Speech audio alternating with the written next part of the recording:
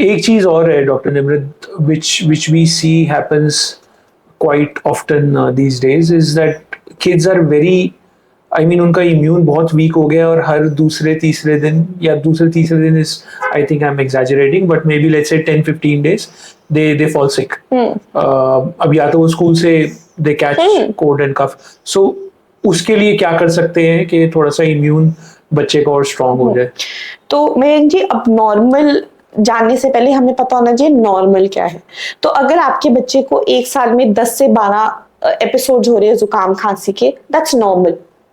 पर अगर आपके बच्चे को 12 से 15 बार जुकाम खांसी हो रहा है, हर बार उसको हॉस्पिटल लेके जाने की जरूरत पड़ रही है, बहुत टॉन्सिल्स आ रहे हैं, बुखार बहुत तेज आ रहा है, उसकी वजह से उसकी ग्रोथ भी नहीं प्रॉपर हो रही, वो अब नॉर्मल है. उसका मतलब उसके इम्यून सिस्टम में कोई फर्क है. या तो उस बच्चे को कोई प्रॉब्लम है जैसे कि टॉन्सिलाइटिस या एडिनॉइड्स बढ़े हुए हैं, या हम कुछ ऐसा करें जिसकी वजह से उसकी ग्रोथ भी नहीं हो रही है और उसको बार बार इन्फेक्शन हो रही है. उन केसेस में हमें देखना पड़ेगा कि ये क्यों हो रहा है. नाउ कमिंग टू बच्चे बार बार बीमार क्यों होते हैं, इसी से इम्यूनिटी बनती. एक यही है तरीका, ठीक है, बीमार होने से. तो अगर 8 से 10 बार आपके बच्चे को साल में जुकाम खांसी हो रहा है, which is normal, आप स्टीम दे सकते हो बच्चे को, शहद दे सकते हो, गर्म पानी दे सकते हो. इन्हीं चीजों, होम रेमेडी से अगर बच्चा ठीक हो रहा है, that's perfectly normal. But these days I've also seen that, if the kid, let's say 3-4 दिन उसका फीवर ठीक नहीं होता है, so doctors they put them on an antibiotic very quickly. So do you think ये गलत है? It's safe or no? No. ठीक है, recurrent antibiotics is not safe at all. ठीक है, एंटीबायोटिक अगर आप हर जुकाम खांसी में दे रहे हो, इसका आप कंपेयर कर सकते हो जैसे कि अगर मैंने सब्जी काटनी है, मैं तलवार यूज कर रही हूँ. इसका ये कंपैरिजन है. अगर हम हर जुकाम खांसी में एंटीबायोटिक देते रहेंगे, हमारी बॉडी का डिफेंस सिस्टम ही कम हो रहा है. हम अच्छे कीड़े भी मार रहे हैं, मारे कीड़े भी मार रहे हैं अपने बॉडी में. तो ट्राई करना चाहिए कि जितना हो सके हम अपनी बॉडी को ट्रेन कर सके सिर्फ होम रेमेडीज देने में. Antibiotic should be the last resort. And one of the most important thing is, I don't think आजकल डॉक्टर्स इतनी दे रहे हैं. मोस्टली पेरेंट्स खुद भी केमिस्ट के पास चले जाते हैं, दवाई लेकर आ सकते. So always keep your doctor in loop is what I'm trying to say. There will be some times when your doctor themselves will say कि okay, start an antibiotic. And sometimes it can also happen when the parent is, let's say, traveling या बहुत anxious parent है, उसको नहीं समझ में आ रहा. In those cases it's completely different. But always keep your doctor in loop. So I always tell parents कि ये आलस मत करना कि मैंने डॉक्टर के पास नहीं जाना, हमने तो घर पे खुद ठीक कर लिया. ये कोई अचीवमेंट नहीं है.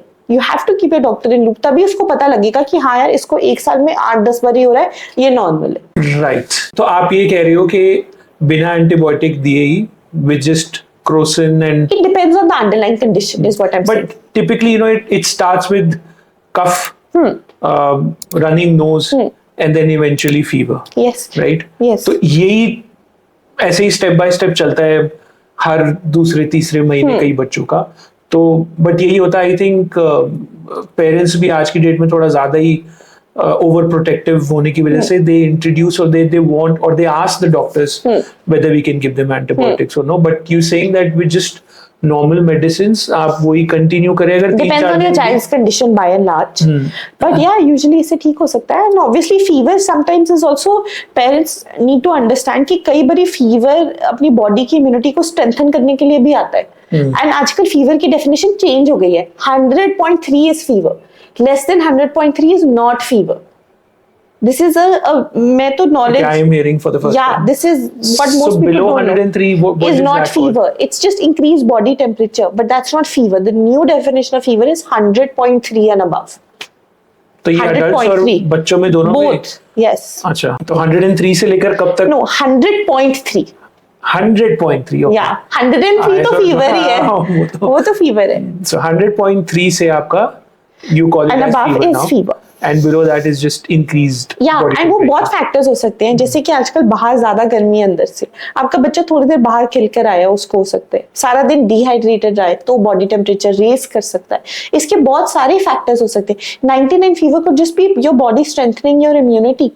So unless and until your child is not feeling weak, your child is not lethargic, dehydrated, not showing any other symptoms, you shouldn't rush to give any medicine. Just wait till it doesn't crosses 100.3. Yeah. Okay. Vaccination is again a very hot topic these days. So parents, I'm not too sure. They're still not very pro vaccination, right? Yeah, very Correct me if sad. I'm wrong. Yes, it's very true. And ऐसे I think as a mother मैं उनके पास जाना चाहूंगी और उनसे experience लेना चाहूंगी कि उन्होंने अपने बच्चे के लिए क्या किया एज अ डॉक्टर। तो मैं अपना बेटे का वैक्सीनेशन कार्ड यही रखती हूँ, और अगर किसी पेरेंट को थोड़ी हिचकिचाहट होती है मैं निकाल के दिखा देती हूँ कि ये वाला इंजेक्शन मेरे बेटे को भी लगा है।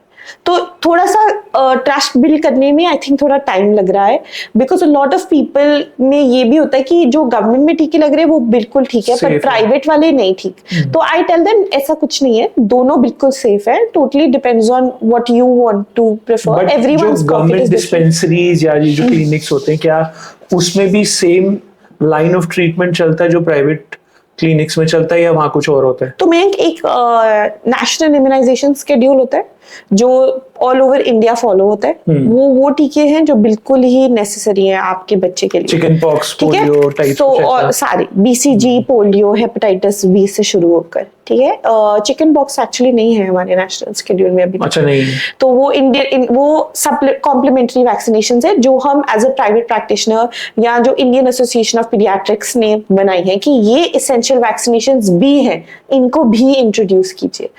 तो जैसे फ्लू वैक्सीनेशन, ठीक है, chicken pox vaccinations, measles, mumps and rubella vaccination. तो द सैड थिंग इज कि जब वो बीमारी आ जाती है तब थोड़ा लोग हाइपर हो जाते हैं, पर उसके बाद नहीं होते। जैसे कि देयर वाज अ वेव जब हमने देखा था लॉट्स ऑफ मम्स केसेस, इतने लोगों को मम्स हो रहा था, everyone had swelling below their neck and everything, and all of them had gotten a government MR vaccinations like that. So mumps नहीं था उसमें, तो देन अवेयरनेस आ जाती है। तो जो वैक्सीनेशन लेट्स से आप गवर्नमेंट हॉस्पिटल से लगवा रहे हो, पर जो वैक्सीनेशन आपके कार्ड में नहीं दी गई है वो आप प्राइवेट से लगवाइए।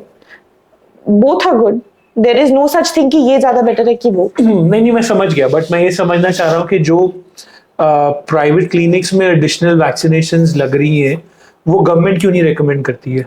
क्योंकि गवर्नमेंट का एक स्ट्रिक्ट बजट होता है, they can't follow, they can't give Which all is this. fine, but at least it should be there in their chart, no, that ये हम लगा नहीं सकते बट ये लगाना चाहिए। And I'm sure they inform कि ये vaccinations pending है, and इसीलिए डॉक्टर्स बैठे। So that's why you have to be in a loop. आप even हमारे पास कई पेशेंट्स ऐसे आते हैं जो गवर्नमेंट हॉस्पिटल से लगाते हैं और हम उनको समझा देते हैं कि perfect at the end of the day हम चाहते हैं कि आपके बच्चे की वैक्सीनेशन लग जाए, जो मिसिंग है वो आप यहाँ से लगवा सकते हैं। ठीक है, तो थोड़ा आप बताएं कि वैक्सीनेशन कब से शुरू हो जाती है और हर साल कितनी लगती है, कितनी एज तक लगती है? ठीक है, so this is a very broad topic, इस पे पूरा दिन चल सकता है, but basically I just tell you कि वैक्सीनेशन एक बहुत इंपॉर्टेंट कॉन्सेप्ट है आपके बच्चे की इम्यूनिटी के लिए। उसकी साइंस ये है कि हम पहले से अपने बच्चे के बॉडी में जर्म्स इंट्रोड्यूस करिए जो एंटीबॉडीज बनाएंगे, ये बेसिक साइंस है। ये जन्म से शुरू हो जाती है। जन्म पर हमारे लगते हैं BCG का टीका, OPV, हेपेटाइटिस बी, फिर 1.5, 2.5, 3.5 मंथ्स पे हमारे वैक्सीनेशन लगती है। उसके बाद 6 and 7 मंथ्स पे ऑप्शनल वैक्सीनेशंस लगती हैं प्राइवेट हॉस्पिटल से। देन कम्स योर 9 मंथ्स का टीका। 9 मंथ्स के बाद 16 से 18 महीने पे 1.5 साल पे टीका लगता है। उसके बाद आपका 5 साल पे टीका लगता है, एंड 5 साल के बाद 10 साल पे टीका लगता है। सो अब ग्रेजुअली बहुत अवेयरनेस आ गई है इन इंजेक्शंस पे, and parents have lot of questions which is great. थोड़ा सा give us a brief introduction about these ones, measles and rubella. ठीक है, so these are very important vaccinations, Mayank. Measles, mumps and rubella is a very important. Chicken pox is a very important vaccination. And now especially मैं तो कह के थक गई हूँ, flu vaccination is very important, especially in this pollen season. जो वो influenza shots Influenza. These are very important vaccinations, and I personally, even when I was expecting, I used to go for my OPD in PGI, and वहाँ बहुत exposure रहता है infection का. Flu vaccination really helped me because मैं allergic भी थी, मेरे को थोड़ी सी कोल्ड एंड कॉफ बहुत जल्दी हो जाता था। तो फ्लू वैक्सीनेशन ग्रेजुअली आपके इंसिडेंस को रिड्यूस कर देता है। And now latest thanks to Poonam Pandey, cervical cancer is a very important vaccination. लोगों को अवेयरनेस, या I mean at least for the awareness bit of it, and some बहुत पेरेंट्स को ऐसे लगता है कि सिर्फ गर्ल्स के लिए नहीं, सर्वाइकल कैंसर एक टाइप की बॉयज के लिए भी रिकमेंडेड है up till the age of 10 to 16 years. It's recommended for boys also. कुछ डॉक्टर्स या मतलब पेरेंट्स ऐसे भी हैं कि वो कुछ they keep giving those drops to their kids, whether it's vitamin, iron, and Yes. stuff like that. So it's recommended by doctors for sure, that I understand. But is it good to give them, and till what age you can give those? Very good question. तो mother के दूध में vitamin D नहीं होता, तो हम सारे mother's को कहते हैं कि आप सप्लीमेंट करो till 1 year of age. The dose changes, but till 1 year of age you have to give vitamin D.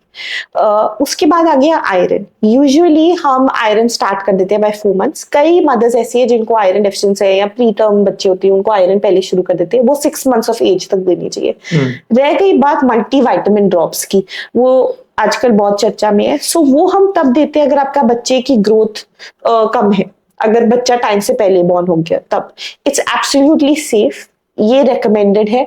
Iron और विटामिन डी बहुत इंपॉर्टेंट कंपोनेंट्स ऑफ ग्रोथ है बच्चे की लाइफ में, तो वो कंटिन्यू देने चाहिए. दे बिल्कुल सेफ है, कोई साइड इफेक्ट्स नो नहीं है. कोई ऐसी एज भी है जब हम उसको स्टॉप कर सकते हैं? By 1 year of age. After that you don't need to give. अच्छा. हाँ, अनलेस एंड अनटिल रिक्वायर्ड. अगर आपका बच्चा नॉर्मल पौष्टिक खाना खा रहा है 3 times a day, अच्छा दूध का इंटेक है, प्रोटीन अच्छा है, तो you don't need supplements. You don't need. नहीं. अच्छा, तो सप्लीमेंट्स 1 साल की एज के बाद आपको बंद कर देने चाहिए. ठीक है. दैट ऑल्सो डिपेंड्स ग्रॉसली आपका बच्चा कैसा ग्रो कर रहा है. Tell us some of the common complications that you see in a newborn these days. सबसे इम्पोर्टेंट तो प्रीमेच्योरिटी है, जो हम देखते हैं बहुत टाइम से regular है पहले, या हो सकते हैं काफी केस आते हैं जो टाइम से पहले बॉर्न हो जाते हैं. उन in these sort of kids obviously lungs इतनी डेवलप नहीं होती. So this is a very important complication that we see. Other than that, like I was just telling you कि अब हम malnourished बच्चे बहुत कम देखते हैं, हम obesity ज्यादा देखते हैं. तो बच्चों को फॉर्मूला बहुत जल्दी शुरू कर देते हैं, बहुत बार दिन में फॉर्मूला दे देते हैं, ऊपर से भी चीजें शुरू कर देते हैं, घी पे घी दे देते हैं, तो बच्चा बहुत ओबीस हो जाता है. जैसे कि malnutrition एक बीमारी है, obesity भी एक बीमारी है. तो we have to understand that that's something that we see a lot in these days. Other than that, normal अगर एक बच्चे को माँ का दूध दे रहे हो तो baby remains normal. कोई ऐसी हम complications by and large नहीं देखते. But this is the most important thing we see: prematurity and gross weight gain. Yeah. How do you say parenting now and parenting maybe let's say 20-30 years? I think parenting 20 years before was very relaxed. Parenting now is very stressful, and I count myself in that category. I think I must be topping that category. But parenting now is very stressful. But it's amazing how well parents manage their time also and their child also. मतलब आजकल के parents को सब कुछ जानना है. They want to know everything. बच्चा कैसे अच्छी तरह खा सकता है, develop कर सकता है, क्या activities कर सकता है.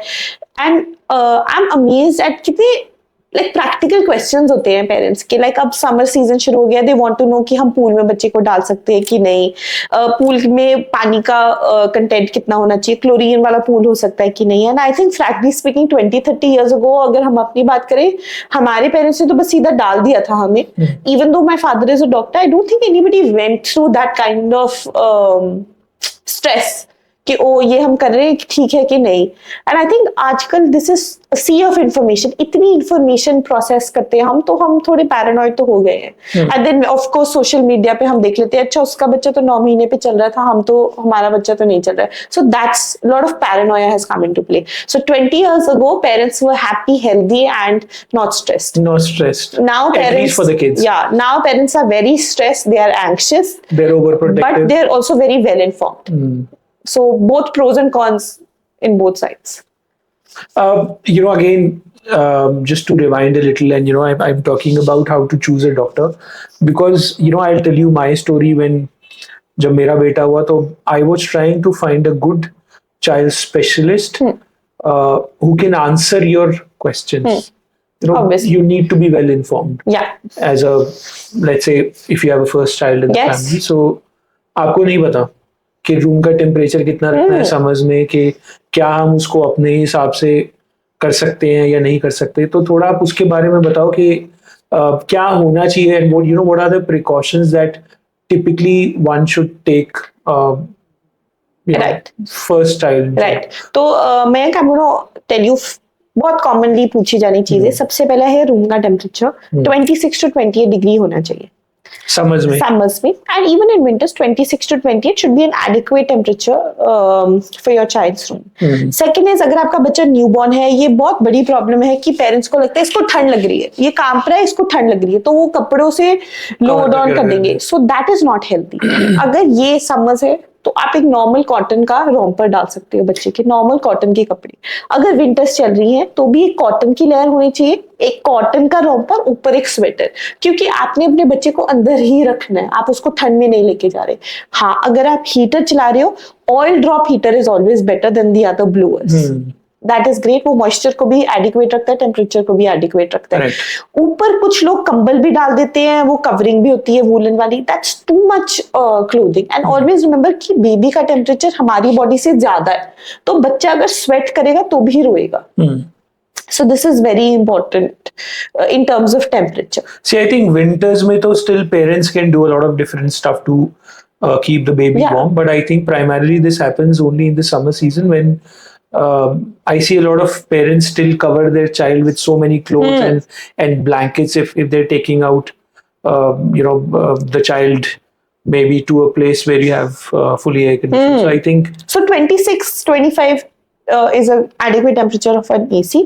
If AC is working, you don't need a fan in the room. और अगर फैन चल रहा है तो 3 or 4 की स्पीड पे आप रख सकते हैं. मैंने ये भी सुना है कि मतलब कई जगह सुना है या पढ़ा भी ऐसा कि जैसा आप फील करते हो वैसे ही बच्चा भी फील करता है, तो क्या वो सही है? नहीं है. नहीं है. एंड थैंक गॉड ये सही नहीं है, क्योंकि आजकल मदर्स इतनी स्ट्रेस हो जाती है. अगर ऐसे चलता होता तो बेबी कॉन्स्टेंटली एंग्शियस रहता. तो ऑलवेज रिमेंबर कि अगर बच्चे को कुछ चाहिए, वो अनकंफर्टेबल है, वो रोएगा या रोएगी, तो आपको पता लग जाएगा. And most of the time I tell all the mothers कि अगर आपका बच्चा रो रहा है, वो गर्मी से ही रो रहा होगा, ठंड से कोई बच्चा नहीं रोएगा. वो आपको पता लग जाएगा, उसकी स्किन पे बॉटलिंग हो जाएगी. Okay. What do you have to say about the lifestyle that's kids, they've adapted these days, that they don't go out that much? Very sad. And so what are a few tips that you want to give to the parents? I think going back to the basics is something which is very important. हर एक बच्चा आजकल तो they have the best of schools, best of knowledge, and in fact मैं आपको बताऊं कि कई बारी इधर हमारे बच्चे आ जाते हैं फॉर चेकअप्स, एंड हमारे वॉलपेपर पे डायनासोर्स बने होते हैं, and they'll say Thexisaurus, Lexosaurus, and I don't know these terms, and I go and learn from them.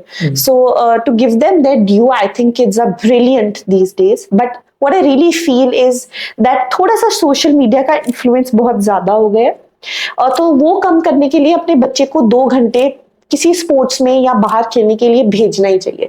बहुत कुछ बच्चा सीख के आता है, टीम स्पिरिट, हाँ, and learning a sport, athletics भी हो जाती है. जो बच्चा सारा दिन घर पे रहे, सोशल मीडिया, गेमिंग, हम आजकल इतना देखते गर्दनें उनकी काली है, वेट बढ़ा हुआ है, and so many other anxiety इतनी हो जाती है बच्चों को. 16 years 14 year old किड्स आ जाते हैं, they have high blood pressure, they are very anxious, panic attacks आ जाते हैं. So the more you go out, not only do you build confidence, आप टीम वर्क भी सीखते हो, आप एक्सपोर्ट भी सीखते हो, you are healthy also, and then there is a proper routine also. So I think ये स्क्रीन टाइम कम करना is very important. It's important for parents to learn that. मुझे आप थोड़ा ये भी बताओ, about the eating habits. I see a lot of parents have, introduced things like Maggie, Coca-Cola to their kids, who are like तो मैं 6-7 years old. से I think diet में सबसे इम्पोर्टेंट है. एक तो जो बच्चे को चाय दे देते, तो 10 साल तक तो अपने बच्चे को चाय देनी ही नहीं है, ठीक है, तो नॉर्मल दूध को रखिए. ऑब्वियसली आजकल बहुत जंक फूड आ गया है, we are selves are fond of junk food, but there should be a limit. तो आई टेल पेरेंट्स कि अगर आपका बच्चा 6 दिन तक अच्छी तरह खाना खा रहा है, 3 बार खाना खा रहा है, तो संडे को 1 दिन 1 चीट मील आप दे सकते हो बच्चे को. सो इससे बच्चे का बैलेंस भी बना रहता है, बच्चा मोटिवेटेड भी बना रहता है. आप बिल्कुल ही कर्ब नहीं कर सकते, ठीक है. कैफीन एंड ऑल थोड़ा रिस्ट्रिक्ट करना चाहिए, definitely, as long as you can. That would be great. There is no some age limit is not a thing, but as long as you can, that'll be great. Sure. So tell us about some early signs of asthma. तो मैं कि बहुत valid question है. Asthma आजकल बहुत prevalent है, बहुत urbanisation हो गई है, पॉलन हो गई है, हाउस डस्ट माइट, सो एस्थमा बहुत देखते हैं. सो इन शॉर्ट मैं बताती हूँ, लेस देन 5 इयर्स हम एस्थमा नहीं बोलते, हम हाइपर एक्टिव एयरवे डिजीज बोलते हैं। तो अगर आपके बच्चे को खांसी, जुकाम और वीज, जैसे कि ट्रेन की सीटी बजती है, ऐसे सिम्टम्स है, हर मौसम चेंज पे होता है, सांस लेने में दिक्कत आती है, these are early signs of asthma. अगर आप इन साइंस में अच्छे से बच्चे को इनहेलर देते हो, ठीक है, इनहेलर में स्टेरॉइड्स आ जाते हैं, अगर आप अच्छे से वो देते हो, बच्चे का प्रॉपर ख्याल रखते हो, डस्ट से अवॉइड करते हो, तो आपका बच्चा एस्थमा से निकल सकता है। हम इनको अर्ली वीजस कहते हैं। नहीं, इनहेलर आप बोल रहे हो कि can be introduce it to kids who are below 5 years, yes, but उसमें स्टेरॉइड्स होते हैं आप कह रहे हो? Yes, but steroids are steroid का बहुत हवा है एक। We will talk about steroids Yes. after this, but I want to understand this in a little more detail that कि अगर किसी बच्चे को आप बोल रहे हो कि वीजिंग है, एवरी सीजन चेंज में उसको कोल्ड कफ हो जाता है, so it's an early sign of asthma. Asthma, yes, And हम उनको inhalers इनहेलर्स प्रिस्क्राइब करते हैं, कर सकते और हैं। इनहेलर्स 10 टाइम्स बेटर है Inhalers वही ना, नेबुलाइजर वो से। जो L shape पंप्स जिनको बोलते हैं। pumps। एंड ऑलवेज रिमेंबर कि एक इनहेलर एक नेबुलाइजर से फार बेटर ऑप्शन है। और ये कब देना चाहिए इनहेलर? जब भी बच्चे को एक्टिव साइन है, अगर आपको लग रहा है उसको सांस नहीं आ रहा है, आपके डॉक्टर ने प्रिस्क्राइब किया है, उसको चेस्ट में वीजिंग है, खांसी जुकाम है बिना फीवर के, ये साइन है asthma. But is there some sort of test that we can do? तो आफ्टर 5 इयर्स एक लंग फंक्शन टेस्ट होता है अच्छा, जो हम before करते हैं। that you बिफोर can't 5 नहीं, it's all clinical diagnosis. Okay, sure. ठीक है, तो let's talk about the other topic about steroids. I see that these days introducing steroids is very quick and very common. So whether it's let's say starting from us, I mean I've seen it in my family कि किसी को skin rash है तो उसमें कुछ time तक तो वो नॉर्मल क्रीम चलता रहा, बट वो ठीक नहीं हुआ तो वो स्टेरॉइड पे आ गया। किसी को आई में कुछ इन्फेक्शन हुआ, कुछ टाइम तक तो वो नॉर्मल आई ड्रॉप डलते रहे, बट ग्रेजुअली वो स्टेरॉइड पे आ गया।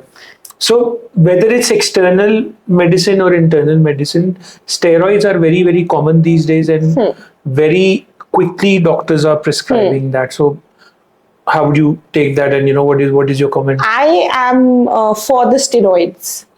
अगर आपके बच्चे को अस्थमा है और आप उसको पंप के राही स्टेरॉइड दे रहे हो, वो आपके लंग्स की डेवलपमेंट को बेटर कर रहा है, वो उसकी लंग्स की इन्फ्लेमेशन या इन्फेक्शन को कम कर देता है और लंग्स को स्ट्रॉन्ग कर देता है। तो हर चीज मॉड्यूलेशन में परफेक्ट है। जो डॉक्टर आपको दवाई लिख के दे रहा है उसको बहुत अच्छे से पता है कि इसकी ये साइड इफेक्ट है, हमने ये मॉनिटर करना है। Let's not undermine that. जब भी हम नेबुलाइज करते हैं बच्चे को, उसमें या इनहेलर देते हैं बच्चे को, वो जो ड्रग है वो सिर्फ नोज या रेस्पिरेटरी में रहता है, वो बॉडी में नहीं एंटर करता है। तो ये जो साइड इफेक्ट है कि बॉडी डिफॉर्म हो जाएगी, बॉडी में इम्यूनिटी कम हो जाएगी, ये नहीं आते, बिकॉज ये हमने नोज के राही दिया, वो सिर्फ उतने ही एरिया में एक्ट करते हैं। So they are always safer. So giving steroids in short courses is absolutely safe, and if your doctor feels that it's wanted, it's probably wanted. नहीं, बट उससे ऐसा नहीं हो जाता कि बॉडी गेट्स यूज्ड टू नहीं, steroids? तो short courses of steroids में बॉडी यूज टू नहीं होती है। नहीं So when you say short, how short? 2 weeks, 1 week, Okay, and what is the upper limit? endless.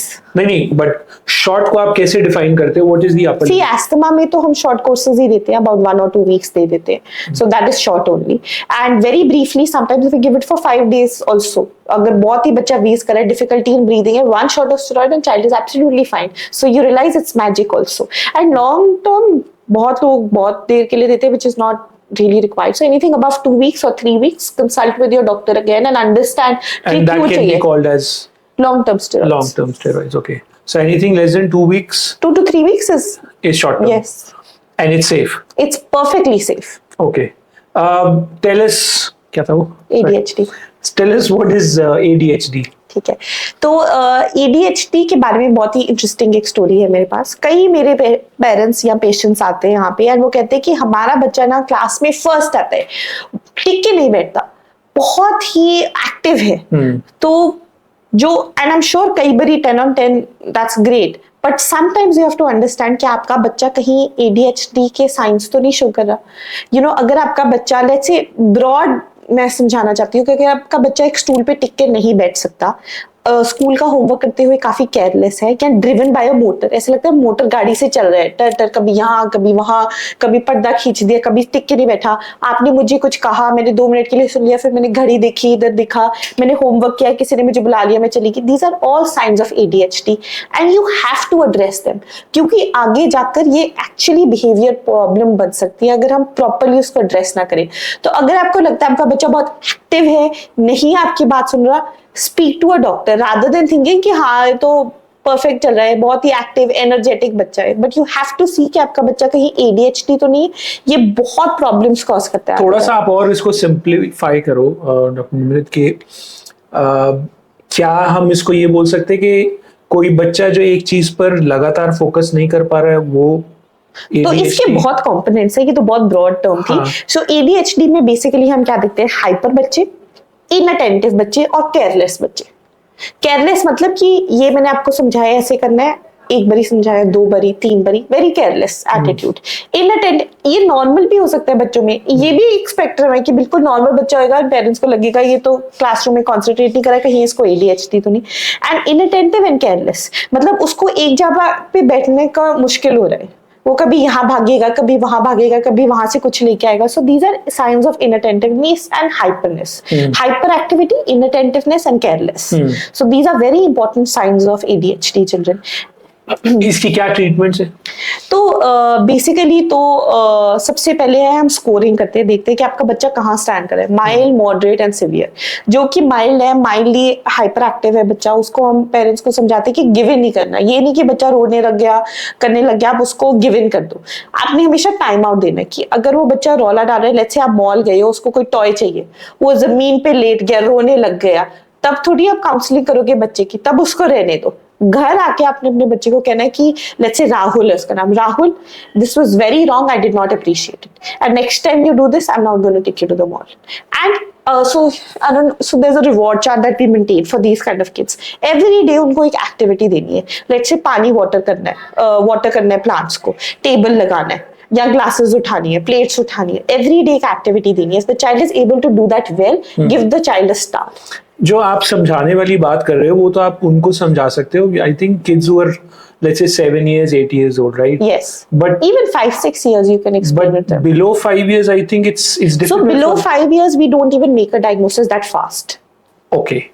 So you're saying that ADHD को आप diagnose जो करते हो? Predominantly school children में हम देखते हैं। वो I mean, you can only diagnose only after 5 to 6 school years. Children, because doing homework and in these kind of activities you can diagnose an ADHD. So child. there is no early symptoms or diagnosis that you can do before 5 years is what you're saying? Not so much. I mean, if you're following up with the same doctor, the doctor can tell your child's temperament, but usually we see it in school going children.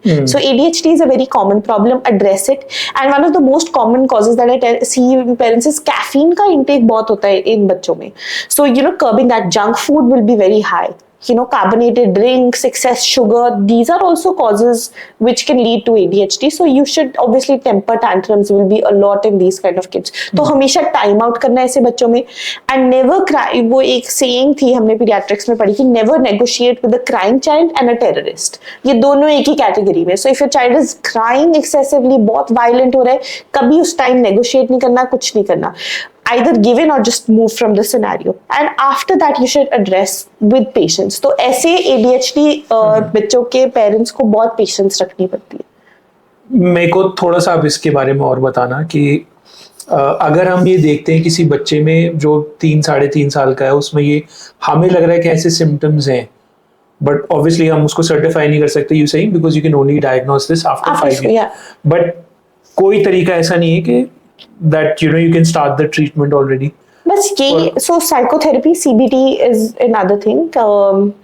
Behavioral training is another thing. So that's when we refer you to a behavioral specialist. or developmental pediatrician. That's when there is no medication as such. There is a medication for ADHD also, but that's usually we give it as a second resort, last resort.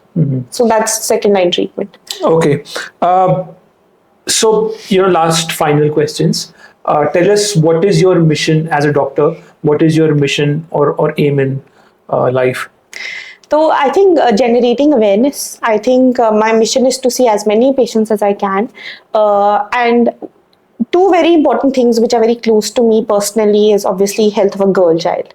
So whenever I see a girl child, I'm very passionate that girls should be out there. They are born multitaskers. And I think the second thing that very early on in life, मैंने जब मैं अपनी residency करी थी, internship करी थी, बहुत ही sadness आ जाती है लोगों के घरों में अगर लड़कियां पैदा हो जाती है. That really boils my blood.